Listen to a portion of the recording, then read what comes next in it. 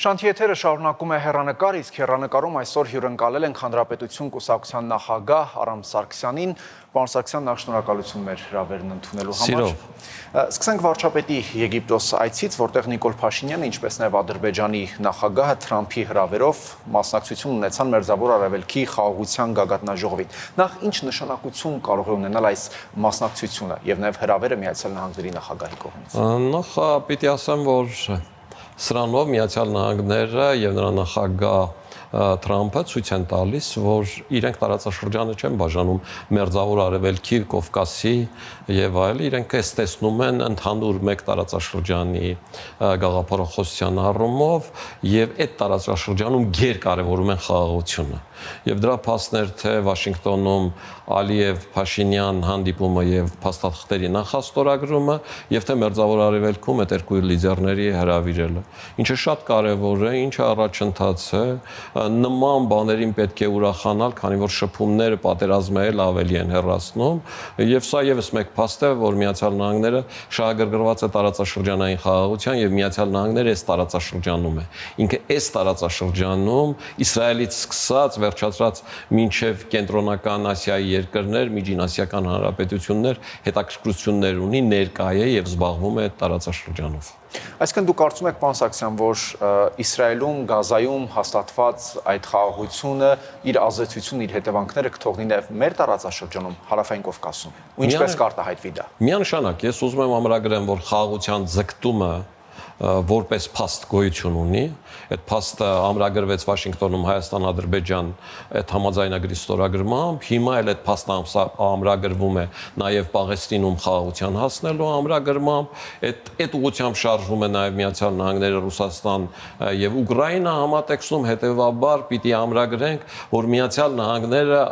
ամբողջ աշխարհում խաղաղություն բերելու, մասնավորապես Թրամփը իր քաղաքականությամբ խաղաղության հասնելու կողմնակիցն է, ինչը շատ դրական է, որտեղ Հայաստանի Հանրապետության համար այսօր համար 1 խնդիրը որոշակի խաղաղ ժամանակ ունենալ է պետք եւ այդ խաղաղ ժամանակը օգտագործել ուժերի վերականգնման եւ ռազմական տնտեսական բալանսի հավասարեցման խնդրում։ Պարոն Սարգսյան, Մերձավոր Արևելքում խաղաղության գործընթացը կարծես թե սկիզբ դրվեց համաձայնությամբ գերիների փոխանակմամբ, ինչը չարվեց Հարավային Կովկասի դեպքում, որը նաև այսպես քննադատվեց նաև Հայաստանում ընդդիմադիր շրջանակներից։ Բայց այնուամենայնիվ Թրամփը ակնարկեց, որ կդիմի Ալիևին եւ հայ գերիները կվերադառնան, բայց կարծես թե առաջընթաց չեղավ։ Գիտեք, համեմատությունը բացարձակ տեղին չի մի պարզ պատճառով, որովհետև գերիների հետ վերադարձը պարտադրում է Իսրայելը, իսկ ինքը հաղթող կողմ է եւ իր զորքերը Պաղեստինում են։ Մեր զորքերը Ադրբեջանում չեն, ու մենք չենք կարող պարտադրել Ադրբեջանին գերիներին հետ վերադարձնել։ Այստեղ հաղթող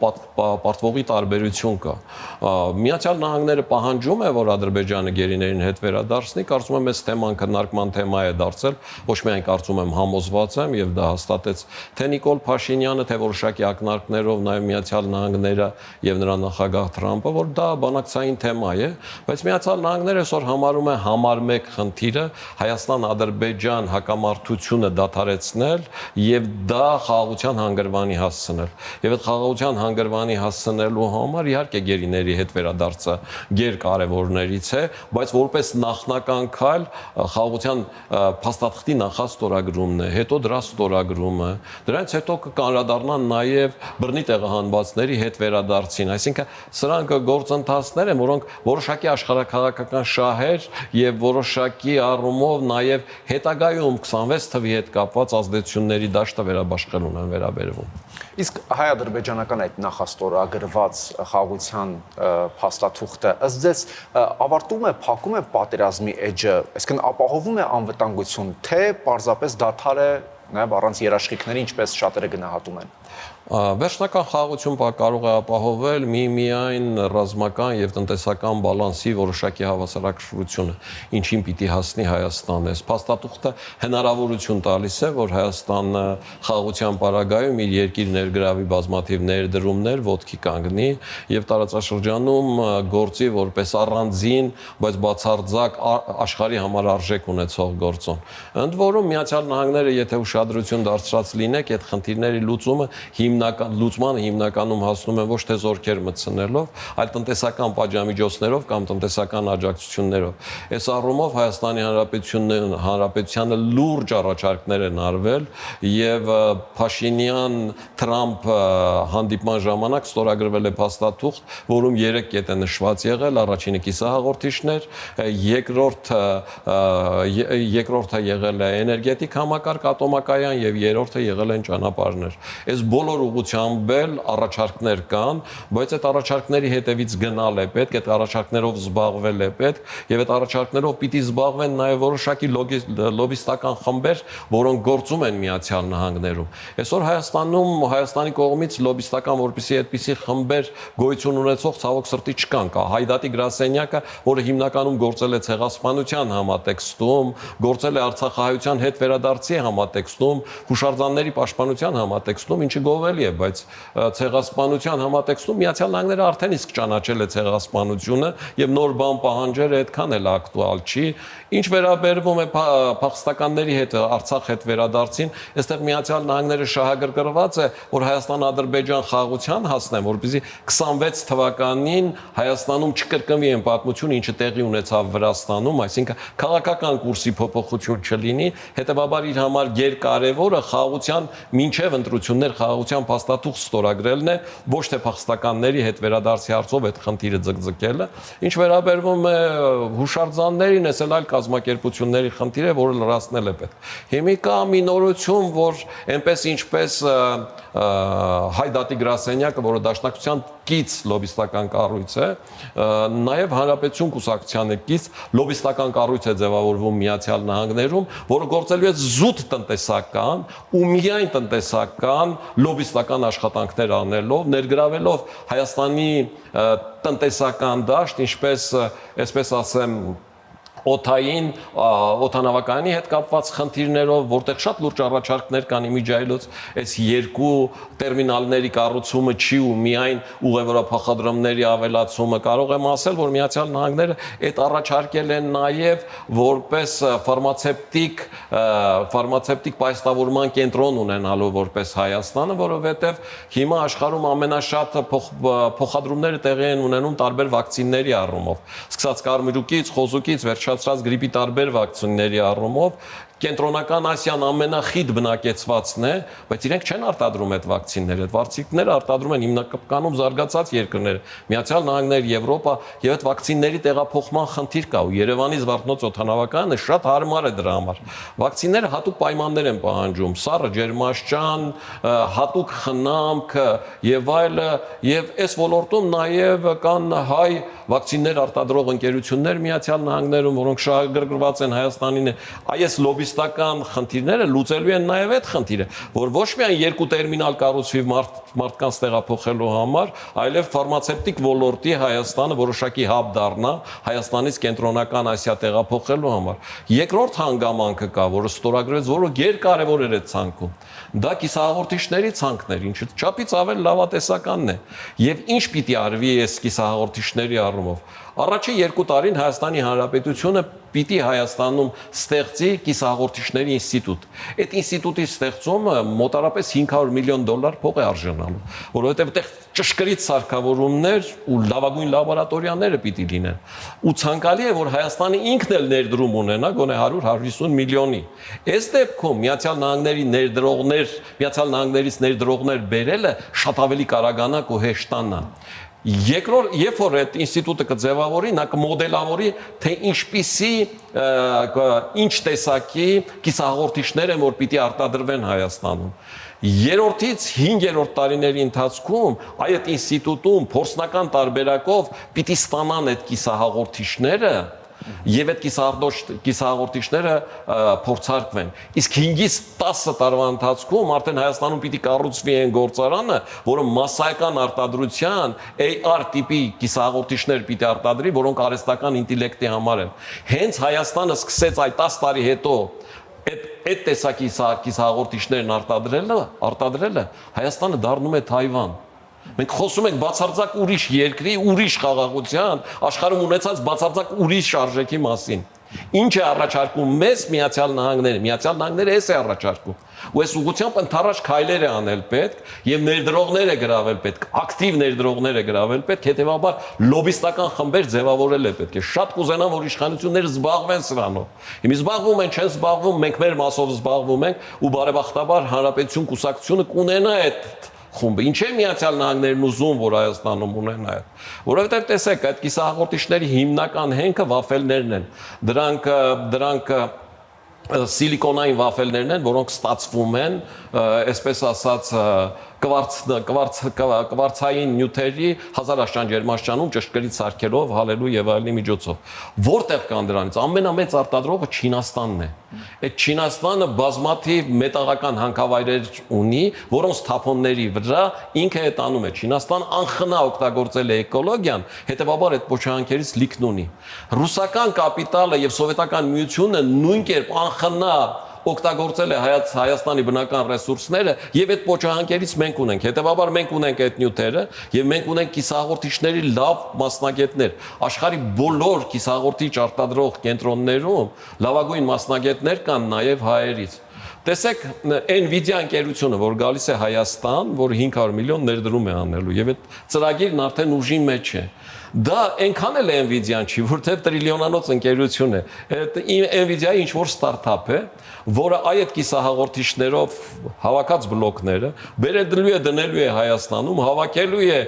ստեղծելու է տեղեկատվական կենտրոն եւ մերձավոր արևելքի երկրներին ասելու է ես պատրաստ եմ արհեստական ինտելեկտի առումով ձեզ տեղեկատվական կենտրոն դառնալ եւ ձեզ ծառայություններ մատուցել։ Վճարեք ինձ, ես լավ է, իհարկե լավ է, բայց միայն դա բավարար չի։ Մեզ պետք է ինքնուրույն Հայաստանով սեփական կիսահաղորդիչներ արտադրելը եւ այս ուղղությամբ է, որ այսօր Հայաստանի տնտեսական, քաղաքական միտքը պիտի շարժվի ու պիտի քաղաքական այնպիսի պայմաններ ստեղծի, որ 2026 թվականից հետո էլ այս թվարկածս հնարավորությունները իրականություն դառնալու հնարավորություն ունենան։ Պարոն Սարգսյան, տեսեք, այդ թվում ձեր ասացները, թե Արևմուտքի եւ թե Ռուսաստանի կողմից տարբեր կերպ են մեկնաբանվում եւ տարբեր կերպ է արձագանք հնչում։ Հիմա Հայաստանը ինչպես պետք է պահի հավասարակշռությունը այդ դերակատարների միջև։ Հատկապես նաեւ չմոռանանք, որ օրեր առաջ օրինակ արդեն Ալիևն ու Պուտինը նստեցին սեղանի շուրջ եւ դրանից հետո էլ կարծես թե հայտարարվեց, որ լարվածությունը կարծես թե մեղմվում է։ Դա ազդեցություն չի ունենալու այս ամբողջ գործընթացների վրա։ Միանշանակ ազդեցություն ունենալու է, որտեղ 2026 թվականի ուղղությամբ աշխատում է նաև Ռուսաստանը։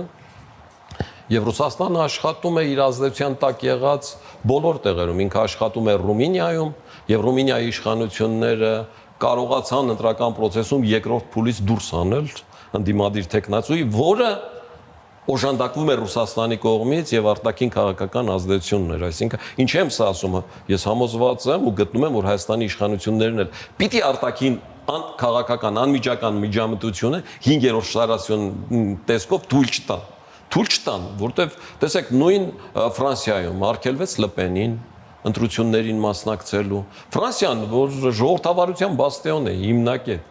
ու սա ճիշտ է, որովհետև Ռուսաստանը փորձում է միջամտել անգամ Միացյալ Նահանգների ընտրություններին իր խակերներով։ Հիշում եք Բայդեն-Թրամփ առաջին ընտրությունները ու այդ աղմուկը դա որ մինչև հիմի դեռ հանգուցալուծում չի ստացել։ Այսինքն այս համատեքստում Ռուսաստանը շահագրգռված է եւ ինքը ամենայն հավանականությամբ Ալիևին ասում է, որ որևէ փաստաթուղթ մինչև 26 թվականի ընտրությունները չստորագրես։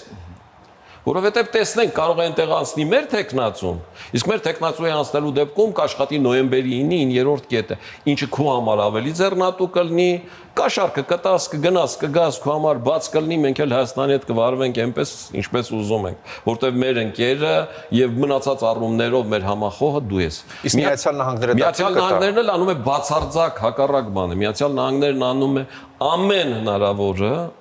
հնարավորը, որ մինչև 2026 թվականի ընտրություններ Հայաստանն ու Ադրբեջանը ստորագրեն խաղաղության համաձայնագիր, եւ այդ ստորագրած խաղաղության համաձայնագիրը որպես